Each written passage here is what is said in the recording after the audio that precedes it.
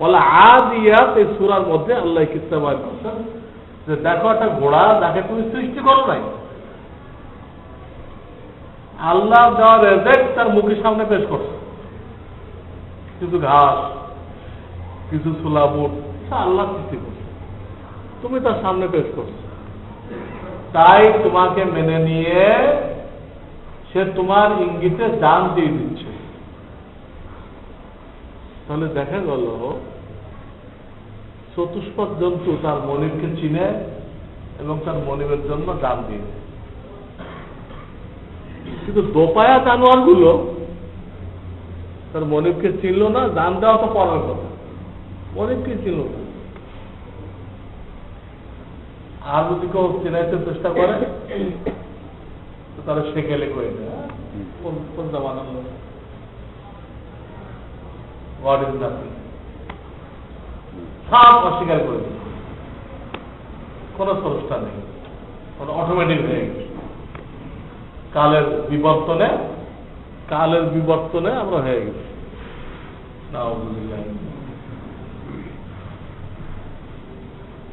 এই টাইপের লোকগুলোকে আল্লাহ তাআলা জানোয়ার বলে। তো তাদের জিন্দেগিতে কোনো ফর্মুলা নেই, যা বলে চাকরি তাই করছে। কিন্তু মুমিন ওই পর্যায়ে চলে যায়, ঈমান আছে আল্লাহর উপরে, কিন্তু আল্লাহর মাথার থেকে পাওয়া পর্যন্ত বিধান দিয়ে রাখছে, ওই বিধান সে মানতে রাজি নেই। চুল কেমন রাখবে শরীয়তে বলে দেবে, এই কয়েক তারিখে চুল রাখবে, তোর একটার মধ্যেও নেই। চুল রাখতে মেয়েদের মতো লম্বা, পুরুষের জন্য হারাম হারাম। অথবা সব দিক দিয়ে ছোট করে সামনে লম্বা করে, ইংরেজদের স্টাইল, যেহেতু সূরা আর রহমানের মধ্যে আছে, আল্লাহ তাআলা তখন জাহান্নামে ফেলবেন, ফেরেশতারা তার সামনে চুল ধরবে আর ঠ্যাং ধরবে, এক এক করে জাহান্নামের মাঝখানে চলে দেবে। এই আয়াত শোনার কারণে কাফেররা কি করলো, সামনে চুল লম্বা করে রাখি, সামনে চুল ধরে ধর ফেলবে, যদি লম্বা না রাখি তো ধরবে কেমনে ফেরেশতারা? ইংরেজি স্টাইল। তো মহিলাদের মতো তো লম্বা রাখাও না যায়, আবার সামনে লম্বা রাখবেন সব দিক দিয়ে ছোট, এটাও না যায়। দেখা গেল শরীয়তটা তার পছন্দ হলো না, তার মনে যা তা। আবার এটা উল্টা মহিলাদের বেলায় খাটাও, মহিলারা তাই করতেছে, তাদের আল্লাহ করতে লম্বা চুল রাখো, এরা ঘাড় বাবরি রাখে। ঘাড় বাবরি কি মহিলাদের জন্য জায়েজ রাখা হয়েছে? ঘাড় পর্যন্ত তো পুরুষেরই বাবরি রাখা যায়। তো ছেলেগুলো হলো মেয়ে আর মেয়েগুলো হলো ছেলে, তার মানে কেউ আল্লাহর উপর রাজি নেই। ছেলেকে ছেলে কেন বানাইছে? রাজি নেই, সে আর মেয়ে হইতেছে। মেয়েকে মেয়ে কেন বানাইছে? এও রাজি নেই, সে ছেলে হইতেছে। তো সে ঘাড় বাঁধে রাখে। বড় শিক্ষিতা মহিলাদেরকে দেখে আইনজীবী হয়ে গেছে, কিন্তু আল্লাহর আইনের কিছুই জানে না। দুশ্মনদের আইন মুখস্থ করে আইনজীবী হয়ে গেছে, তাদের এই অবস্থা। আবার চুলের মধ্যে বিভিন্ন কালার করতেছে, কেউ লাল বানাইছে, সাদা বানাইছে, অথচ শরীয়তে এগুলো ইজাজত দেয়। হ্যাঁ, সাদা হয়ে গেলে মেহেন্দি লাগাইতে পারে। এখন যে সব কালার করা হয়েছে, কাফেরদেরকে দেখা দেখি এগুলো না যায়। এইভাবে প্রত্যেকটা জিনিস মত ফটো করতে বলা হয়েছে। মুসলমানদের একটা গুরু, যারা শরীয়তটা ভালো লাগে না, তারা মত লাগলে ঠোঁটের থেকে বাড়ায় বিরাট ইয়া বড় মত থাকে, না যায়, এরকম মুখ থাকলে তো হবে না। ছোট দাড়ি রাখতে বলা হয়, এবং সেটা এক মুষ্টির কম করলে রায় যাবে। কেউ রাখতে চায় না, আবার কেউ রাখতে চায় কিন্তু কাটে এক মুষ্টি কমাই ফেলতে গালের সাথে মিশে। এর জন্য ইহুদিরা মেশিন বানাই দাঁড়িয়ে রাখলে রাখো, কিন্তু আমাদের ইহুদিদের ফর্মুলায় রাখো। 2 দিনের পর তোমার চেহারার উপরে মেশিন চালাইবা, তাহলে স্টেডিয়ামের ঘাসের মতো করে তোমার দাঁড়িয়ে লেগে স্টেডিয়ামের যে ঘাস মেশিন চালায় না, এরকম রাখবে। দাড়ি কাটাইতে চেষ্টা করছিল, অনেকের ব্যাপারে কামিয়াব হয়েছে, আর যাদের ব্যাপারে কামিয়াব হয় নাই তাদের জন্য ওরা এই ফর্মুলা দিচ্ছে।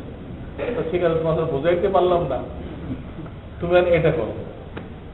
অনেকে ওটা মানছে, ঠিক আছে, এটা মানা যায়, ইহুদিদের এটা মানছে না।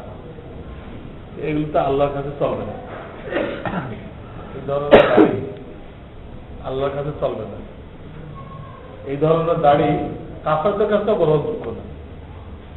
আল্লাহর কাছে কেমনে গ্রহণযোগ্য হবে? কাফেরদের কাছে গ্রহণযোগ্য না। কেন বুঝলাম? আমি তো বহুবার ভারতের দূতাবাসে গেছি আমার শায়েখের দরবারে যাওয়ার জন্য, বিশাল।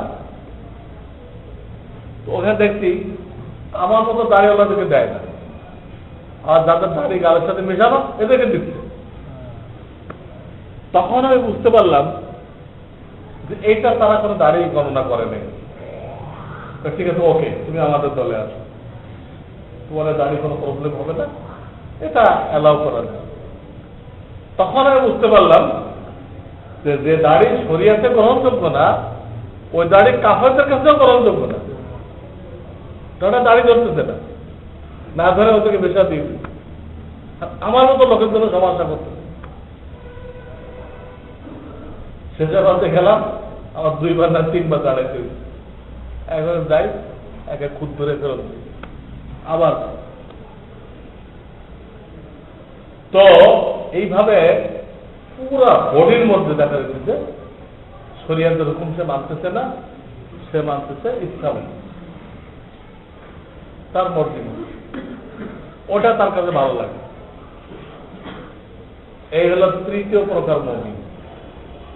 বিশ্বাসটা ঠিক আছে, কিন্তু আমলের ব্যাপারে সে শরিয়াতের পাবন্দি করে না, সে নফসের চাহিদা অনুযায়ী চলে, নফসের চাহিদা অনুযায়ী সে চলে।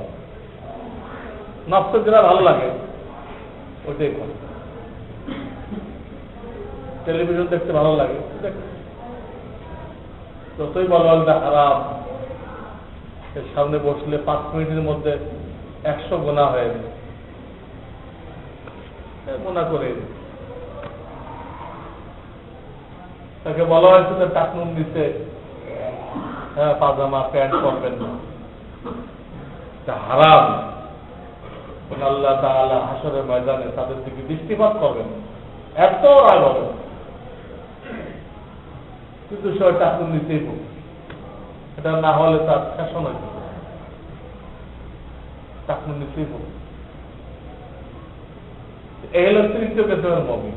ইমানটা আছে, আমলের বেলায় সাজা, পড়লে পড়লো, না পড়লে না পড়লো। এই 3 প্রকার মুমিনের পরিণাম এটা আল্লাহ তাআলা জানাই দিয়েছেন।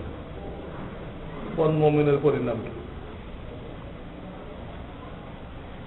প্রথম প্রকার মুমিন যে ইমানও ঠিক করছে, আমলও ঠিক করছে, অন্যকে ইমানের দাওয়াত দিচ্ছে, আমলের দাওয়াত দিয়েছে, এদের পরিণামে আল্লাহ তাআলা দুনিয়াতে আখিরাতে সব জায়গায় তাদেরকে কামিয়াব করবে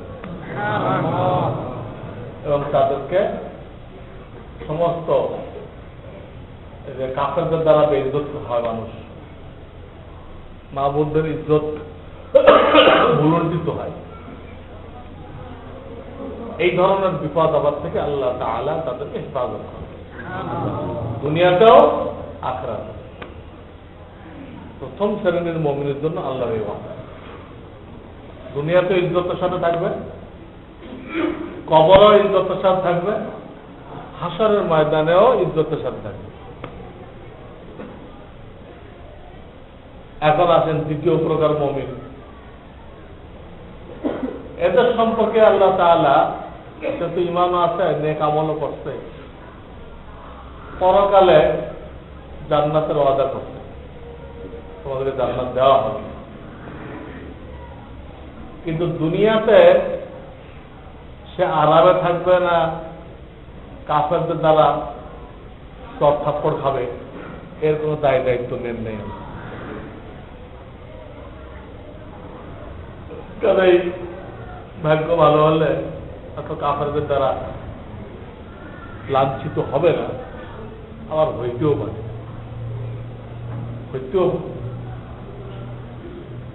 এর উদাহরণ তো ওই কবুতরের মতো, জান আছে কিন্তু বাজু নেই।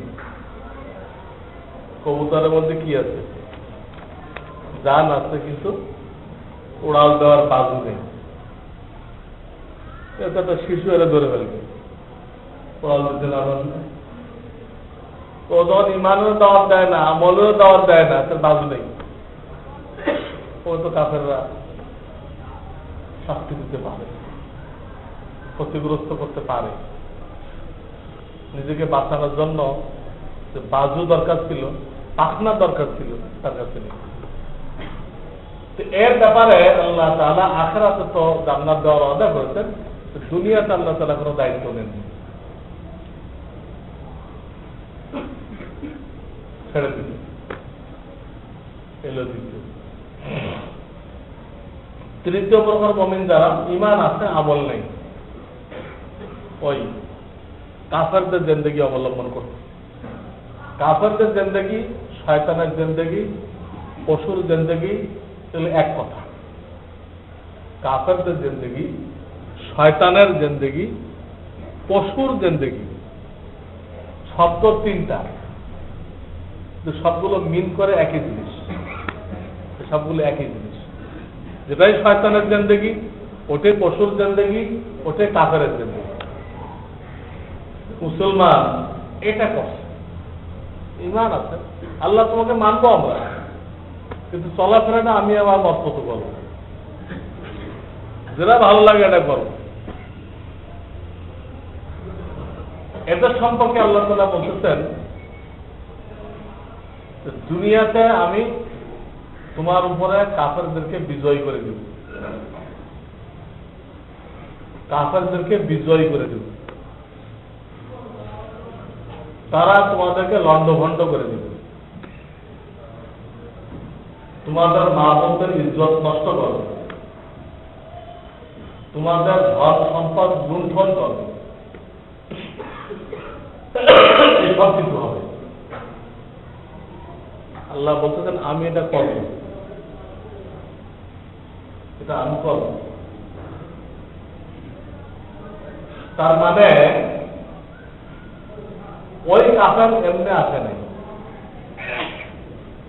কাফের যে মুসলমানদের দেশে ঢুকে গেল, এর পিটাই করতে আরম্ভ করলো, যা তো খেলাল আর দিয়া 15 পারা প্রথম পৃষ্ঠা আয়াত। কাফেররা মুসলমানদের দেশে ঢুকে গেল।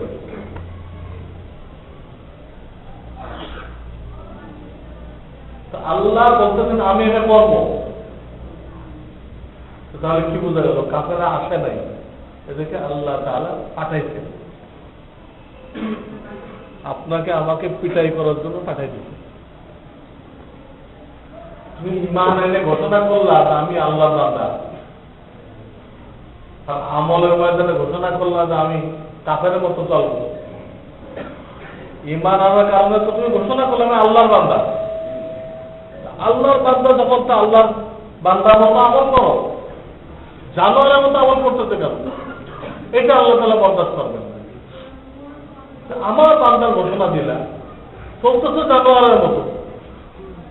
তোমার জীবন আর জানোয়ারের জীবনের মধ্যে কোনো পার্থক্য নেই, এটা আল্লাহ তাআলা মানবেন না। কাফের গলতজান থেকে দাপন করতেছে, সেও করতেছে, কিন্তু দুটো এক সমান না। কাফের তো আগে একটা দাবি করে নাই আমি আল্লাহর বান্দা, সে তো গড ইজ নাথিং করে বসে আছে, আল্লাহ কিচ্ছু নেই। কাফের তো আল্লাহকে স্বীকারই করে নাই, স্বীকার না করে সে মন চাহি জিন্দেগি করতেছে, ইচ্ছা মতো চলতেছে।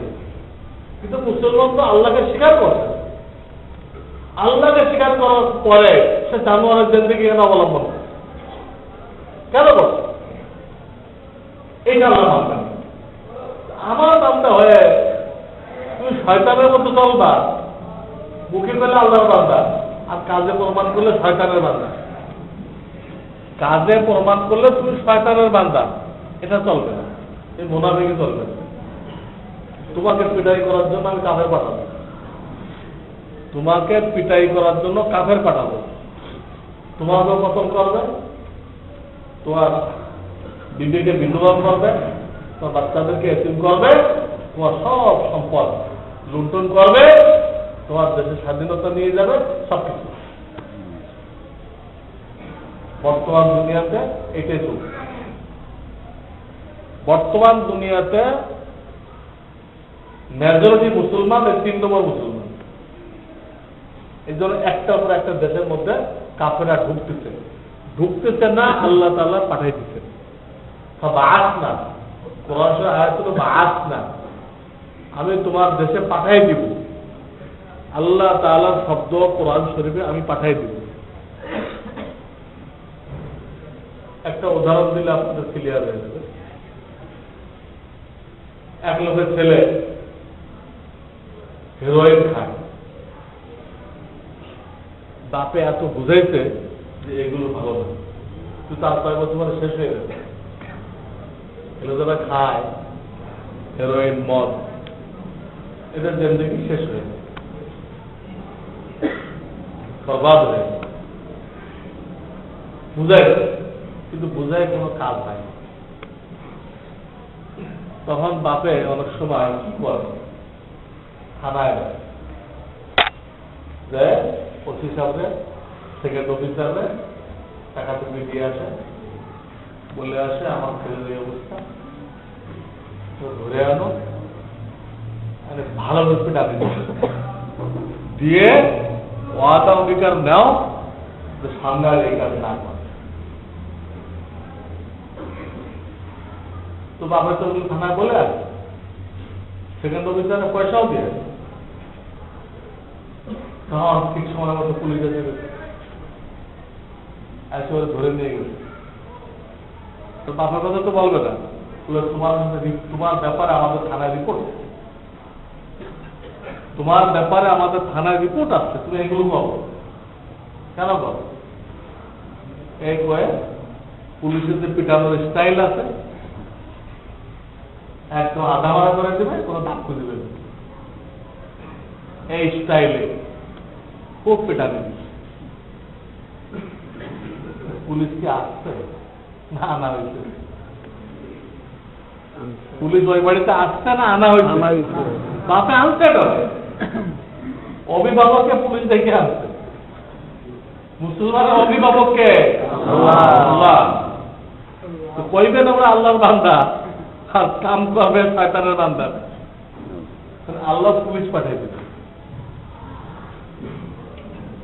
পুলিশ গোষ্ঠীর সব পুলিশ, এই গোষ্ঠীর যত পুলিশ আছে, হ্যাঁ, টনি বিল্লি, এসব পুলিশ পাঠিয়ে দিবে। বুঝছেন? তখন আপনি যত মিছিল করেন, মিছিল করে কি আল্লাহর গজব দূর করা যায়? গজব দিতে আল্লাহ, আপনার মিছিলের আল্লাহ ভয় পায়, তাহলে মিছিল বের করলেন, বেতুল মুকাররম আরো বেশি করে দিব। কোন মিছিলের দ্বারা আল্লাহর আযাব ঠেকানো যায়, আল্লাহ আযাব ঠেকানো যায়। আজকাল যা কিছু হয় খালি মিছিল, খালি মিছিল বললে কি হবে? আল্লাহ তোমার মিছিলকে ভয় পায়। হ্যাঁ, সবসময় মিছিল করে আল্লাহর আযাবকে দূর করা যাবে না। আল্লাহর আযাবকে দূর করার একটাই রাস্তা, আমাদের আমল ঠিক করতে হবে। আযাব গজবকে দূর করার একটাই রাস্তা, কোন রাস্তা? আমল ঠিক করতে, আমল ঠিক করতে। আল্লাহ শরীয়তের বিধান জানতে হবে, ওই বিধান বাস্তবায়ন করতে হবে। আজকে তো মুসলমানরা বিধান জানেই না। আজকে মুসলমানরা আল্লাহর বিধান জানে না। ঢাকার কোন কোন এলাকা আছে বাপে পোলারে গালি দেওয়া শেখায়। আমি নাম বলবো না কোন এলাকায় এটা। তারা ছোটকালে ছেলেকে গালি দেওয়া শেখায়, কিভাবে গালি দিতে হয়। তারা কথা বলার সময় ওই গালি দিয়েই কথা শুরু করে। এমন নিকৃষ্ট গালি, এমন নিকৃষ্ট জানোয়ারের বাচ্চা বলে গালি দেয়, জবান আনলেও জবান নাফা দেয়। আমার জানা আছে যে বাপে ছেলেকে ছোটকালে শিখাই দিচ্ছে, তাতে বড় হয়ে তার বিশ্বাস এইভাবে গালি না দিলে কোনো কাজ হয় না। তার বিশ্বাস হয়ে গেছে যে এইভাবে গালি না দেওয়া যায়, তো ড্রাইভারও ঠিক মতো টাকা দিবে না, হ্যাঁ, রিক্সাওয়ালাও ঠিক মতো জমা দিবে না। এই জন্য গালি দিতে হবে সমান। তো বাপে এটাকে কি হালাত, অথচ গালি দেওয়াই না যায়, গুনাহ কবিরা, আর মুসলমান সেটা শিখাই শিখাই। ছয় বলাতে বাপে তো টাকা টুকি দেয়, পোলা পান কোন ইবাদতের নামে খবর নেই, পটকা ফুটে বেড়ে শয়তানকে খুশি করতে। বাপমাই তো কান ফুটলে কিন্টার গার্ডেনে নিয়ে ঢুকাই দিচ্ছে। এতদিন মায়ের ফজরের নামাজের জন্য ওঠার তৌফিক হয়নি। যে ছেলেটা প্লে গ্রুপে পড়ার মতো বয়স হয়েছে, এখন ঠিক মতো উঠতে পারবে, খুব ভরে নিয়ে আল্লাহর জন্য উঠতে পারে নাই। হ্যাঁ, ছেলেকে নাস্তিক বানানোর জন্য উঠতে পারে। কার হাতে দিয়ে আসতেছে তুমি? সেখানে কারা বসে আছে? এত ভোরে তারা কেন ক্লাস শুরু করছে? যাতে তোমার ছেলে সকালে বক্তব্যে যাইতো কোরআন শিখতে, ওই বক্তব্যে যাওয়ার টাইম না পায়। এত ভোরে কেন তারা শুরু করলো? তাদের প্ল্যানটা কোথায়? মুসলমানদের বাচ্চাদেরকে কোরআন থেকে বঞ্চিত করার জন্য। মুসলমান থাকো, নাম তো আছে, অথচ চাউল ছাড়া যেরকম ভাত হয় না, কোরআন ছাড়া মুসলমান হয়, সহি কোরআন ছাড়া কোনো মুসলমান হয় না। সে কোরআনকে সহি শুদ্ধ পড়া, এর থেকে বিরত রাখার জন্য তারা ওই টাইমে এগুলো চালু করে। এখন মায়ের উঠার তৌফিক হয়েছে, নেতৃত্ব করে দিয়ে আসতেছে নাস্তিককে নাস্তিক। যা আপনি যেরকম পাক্কা নাস্তিক হয়েছেন, আমার সোনামণিকে এইরকম বানাই দিবেন, আপনার মতো বড় নাস্তিক বানাই দিবেন। কারো দোষ দিবে না, বাপমাই তো নাস্তিক বানাই দিবেন। আর যদি খ্রিস্টানদের স্কুলে ঢুকাইতে পারে, এটা তো তার ঈদুল আজহা হয়ে গেল। এখানে ঢুকাইতে পারছে, তারপর আমার ছেলে একটা আছে আমেরিকা যাবে, আমেরিকাতে এসেই একটা ইলেকশন করবে, মন্ত্রী হয়ে যাবে। ওখানে ঢোকাতে পারে, সে মন্ত্রী হওয়ার শপথ দিচ্ছে। তো মন্ত্রী কি ফজিলত আল্লাহর কাছে? কোনো ফজিলত আছে দেখার আমাকে? মন্ত্রী মানে সে কয়েকটা মন্ত্র মুখস্থ করছে, গণতন্ত্রের কয়েকটা মন্ত্র মুখস্থ করছে। মন্ত্র থেকে মন্ত্রী, কোরআন আয়াত মুখস্থ করে নাই।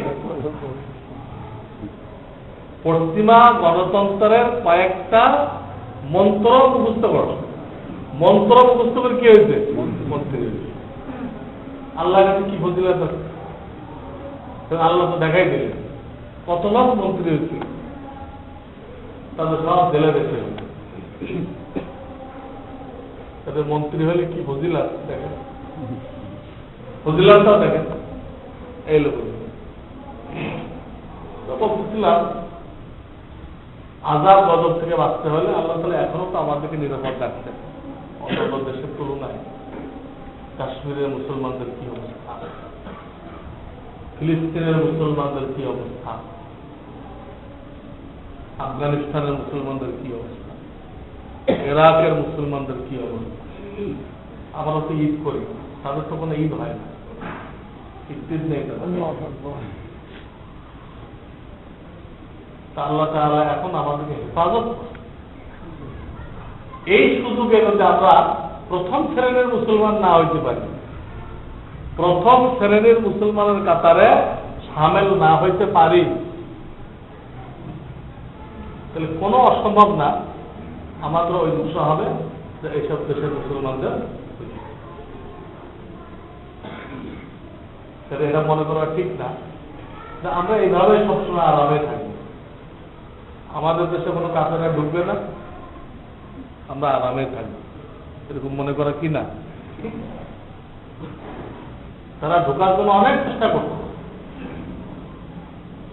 আমরাও ঢোকানোর জন্য চেষ্টা করছি, কাফেররা ঢোকার জন্য চেষ্টা করতেছে, আমরাও ঢোকানোর জন্য চেষ্টা করছি। এখন নির্ভর করতেছে আপনার আমার আমলের উপর। যদি আমরা নিজে ইমান ঠিক করি, আমল ঠিক করি, অন্যকে ইমানের দাওয়াত দিতে আমলের দাওয়াত দেই, আল্লাহ এইসব চেষ্টাকে বাতিল করে দিবে, বাতিল করে দিবে। কুকুরি শক্তি এখানে ঢুকতে পারবে না। আর যদি আমরা আমল সুন্দর না করি, ইমান সুন্দর না করি, দাওয়াতের মেহনত না করি, তাহলে এরকম হালাত হয়ে যেতে পারে। তখন আফসোস করলে আল্লাহ আপনি। এই জন্য আমাদের জিন্দেগির ভিতরে পরিবর্তন আনতে হবে, মাসাইল জানতে হবে, মাসাইল জানে মাসাইল অনুযায়ী আমল করতে হবে। এই জন্য বিগত কয়েক জুমা ধরে আমি তো মাসাইল বলি, একটা মাসলা শিক্ষা করলে 100 রাকাত নফল নামাজের সব পাওয়া যায়। একটা মাসলা এক জুমা আলহামদুলিল্লাহ আমি তো অনেকগুলো মশলা বলি, আমার বয়ানের ভিতরে অনেক মশলা চলে আসে। তো গত জুমা আমি যারা শুরু করছিলাম, প্রত্যেক অক্টের নামাজের রাকাত, 5 ওয়াক্ত নামাজ পড়ি না আমরা, এই নামাজের রাকাত সংখ্যা কত, এই বয়ানটা গত জুমাতে শুরু হয়েছে। এইগুলো জানতে হবে, এইগুলো জেনে আমল করতে হবে, অন্যকে বলতে হবে, তাহলে আল্লাহ তাআলা আরামে রাখবেন। আর খালি দুনিয়ার ধান্দা করি, তাহলে অদূর ভবিষ্যতে আমরাও বিপদে পড়ে যাব, আমরাও বিপদে পড়ে যাব, আমাদের মা বোনদের ইজ্জত খতম হয়ে যাবে, শেষ হয়ে যাবে। তো আমি বলেছিলাম এই যে জুমার নামাজ আমরা পড়তে আসছি, এখানে কয় রাকাত নামাজ, এই রাকাতের আলোচনা শুরু হয়েছে। জুমার আগের 4 রাকাত নামাজ, এটাকে বলা হয় কবলাল জুমা। এরপরে খুতবা, খুতবার পরে 2 রাকাত ফরজ, আগেরটা তো সুন্নত ছিল, 2 রাকাত ফরজ। এরপর আবার 4 রাকাত বাদাল জুমআ, এরপর 2 রাকাত ওয়াক্তিয়া সুন্নত, ওয়াক্তিয়া সুন্নত। তার মানে শুরু আর শেষেরটা জোহরের সুন্নত। আমি যা বললাম সারমর্ম কি, শুরু আর শেষেরটা কোন সুন্নত, জোহরের পড়ে তাই। জুমার কারণে কি পরিবর্তন আসলো, ফরজ নামাজ 4 রাকাতের জায়গায় 2 খুতবা আর 2 রাকাত, 4 রাকাতের জায়গায় 2 খুতবা আসছে আর 2 রাকাত ফরজ। একটা পরিবর্তন, ফরজ নামাজ 4 রাকাতের জায়গায় 2 রাকাত। আর একটা পরিবর্তন আসছে বাদাল জুমা 4 রাকাত, বাদাল জুমা 4 রাকাত। এটা কিন্তু জোহরে নেই, ফরজ হয়ে গেল 2 রাকাত আর বাদাল জুমা 4 রাকাত। এইটা হলো বেশ, এটা হলো পরিবর্তন। এই হলো জুমার রাকাত। এখন বিভিন্ন ছোট কিতাব যেগুলো কোনো অথেন্টিক না, নির্ভরযোগ্য না, আমি যা বললাম তাতে হচ্ছে 4 রাকাত, 2 রাকাত, 6 রাকাত, আবার 4 রাকাত, 10 রাকাত, এরবার 2 রাকাত, 12 রাকাত। জুমার নামাজ 12 রাকাত। প্রত্যেকটা নিয়ত ভিন্ন ভিন্ন করতে হবে, বাংলায় হবে। হ্যাঁ, জুমার পূর্বে 4 রাকাত পড়তে আল্লাহ, কবলাল জুমা কবলাল জুমা 4 রাকাত পড়তে, বাদাল জুমা 4 রাকাত পড়তে আল্লাহ, অক্তিয়ার সুন্নাত 2 রাকাত পড়তে আল্লাহ। আল্লাহ আকবারটা কিন্তু নিয়ত না, আল্লাহ আকবারটা হলো তাকবীরে তাহরিম, এটা ফরজ। এই একটা তাকবীর ফরজ। নামাজ আর যত তাকবীর দেওয়া হয় ওগুলো সুন্নাত। এখন এই ছোটি কিতাবে আরো 8 রাকাত বাড়াইছে। জুমার নামাজ 12 রাকাত হলো না, আরো 8 রাকাত বাড়াইছে। শুরুতে বাড়াইছে 2 রাকাত তাহিয়াতুল ওযু, আর 2 রাকাত দুখুলুল মসজিদ। মূলত দুখুলুল মসজিদ নামে কোনো নামাজ নেই, তাহিয়াতুল মসজিদ। এই 2 আর 2 4। আর শেষে বাড়াইছে 4 রাকাত আখিরি যোহর, কোথাও বলে এহতিয়াতুল যোহর। শুরুতে বাড়াইছে 4 রাকাত, শেষে বাড়াইছে 4 রাকাত। 4 আর 4 8 রাকাত। 8 রাকাত নামাজ ওইসব ছোট কিতাবে বাড়াই দিয়ে জুমাটাকে কঠিন বানাই।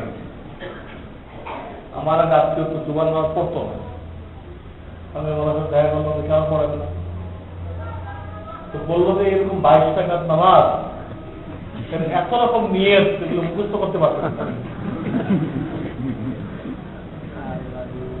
22 টাকার কেমন হলো, আমি হিসাব দিলে তো 20 টাকা হয়। ছোট কিতাবে বাড়াইছে কয় রাকাত হয়, উনি আরো কোনটা বাড়াইছে আল্লাহ জানে, আরো বলে 2 রাকাত নফল লাগাইছে। উনি বললো যে 22 টাকার নামাজ, এত রকম নিয়ত, এটা উনি মুখস্থ করতে পারতেছেন। জুমার নামাজ আসেন, আমি বলার পরে ভুল ভাঙলো, মুখস্থ করার জিনিস না। নিয়ত হলো মনের ইচ্ছা, ইচ্ছা মুখস্থ করে কেন? আপনি এখন খানা খাবেন, কথা মুখস্থ করা যায়? খানার টাইম হয়ে গেছে, খানা দেওয়া আছে, খানা খাবেন, কি মুখস্থ করবেন? নিয়ত তো মুখে করা কোনো জরুরি না। মানে যারা মনে মনে যে খেয়াল করবেন, তো মনে মনে খেয়ালটাই তো নিয়ে মুখস্থ করবেন কেউ? তো এই যে 8 টাকা বাড়াইল, এর মধ্যে আখরি জোহর যেটা বলা হয় সেটা তো বিলকুল না যায়, একদম না যায়। এখন হলো 2 রাকাত তাহিয়াতুল ওযু, তাহিয়াতুল মসজিদ বা দুখুলুল মসজিদ, এটা যায়। কিন্তু এটা জুমার সাথে খাস করে নিতে, এটা তাদের ভুল হয়েছে। এই নামাজগুলো জুমার সাথে খাস না। যখনই উযু করবেন, মাকরুহ তো না হলে শরীরে কিছু কিছু পানি থাকা অবস্থায় আপনি তাহিয়াতুল ওযু করতে পারেন। জুমার সাথে খাস না, আসরের সময় পড়ে, ইশার সময় পড়ে, জুমার কিন্তু তো না এটা। আবার দুখুলুল মসজিদ জোহরেও পড়া যায়, আসরেও পড়া যায়, ইশায় পড়া যায়, 3 ওয়াক্ত পড়া যায়। 3 ওয়াক্ত যখন পড়া যায়, তাহলে জুমার সাথে কাজ করলেন কেন? তো মানুষ ভুল বুঝবে, বুঝতে গেলে এটাই পড়তে হয়, অন্যটাই পড়া যায় না, যায় না, ভুল বুঝবে। এই জন্য এর সাথে খাস করার দরুন মানুষ ভুল বুঝাবুঝির মধ্যে পড়ে গেছে। এটা আপনি যখনই মসজিদে আসেন, জোহরে পড়তে পারেন, আসরে পড়তে পারেন, ইশায় পড়তে পারেন। মাগরিবে পড়া যায় না, দুখুলুল মসজিদ, আর ফজরে পড়া যায় না। হ্যাঁ, যদি কেউ সবের সাথে আগে আসেন মসজিদে, তাহলে আপনি দুখুলুল মসজিদ পড়তে পারেন। সবের সাথে হয়ে গেলে তখন কিন্তু আর 2 রাকাত সুন্নত কোন সুন্নত নফল যায়। তো জুমার টাইমের নামাজ রাকাত গুলো বলে দেওয়া হলো, যেগুলো বানাইছে কোনটা না যায় কোনটা যায় তাও বলা হলো। আল্লাহ তাআলা তৌফিক দিলে সামনে 5 ওয়াক্তের ব্যাখ্যা দেওয়া হবে। আল্লাহ তাআলা আমাদের আমল করার তৌফিক দান করুন। ওয়া আখিরু দাওয়ানা আলহামদুলিল্লাহ।